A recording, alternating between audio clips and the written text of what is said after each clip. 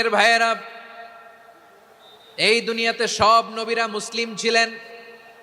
সব নবীরা সাইয়েদনা ইব্রাহিম আলাইহিস সালামের মতো, ইউসুফ আলাইহিস সালামের মতো আল্লাহর আদেশের সামনে আত্মসমর্পণ করেছেন।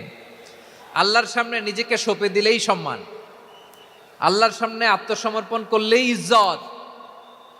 ইসলামকে রেখে দিয়ে অন্য কোথাও ইজ্জত খুঁজলে আমাদেরকে বেইজ্জতি করে ছাড়বেন কে? এজন্য ওমর ফারুক রাদিয়াল্লাহু তাআলা আনহু বলতেন, নাহনু কওমুন আ'আজ্জানাল্লাহু বিল ইসলাম ফাইন বিতাগাইনাল ইজ্জাতা বিগাইরিহি আযাল্লানাল্লাহ। আমরা এমন জাতি, যে জাতিকে আল্লাহ তাআলা ইসলামের মাধ্যমে সম্মানিত করেছেন। ইসলাম ছাড়া অন্য কোথাও যদি আমরা সম্মান খুঁজি, আমাদেরকে বেইজ্জত করবেন কে? আমাদের সম্মান ইসলামে।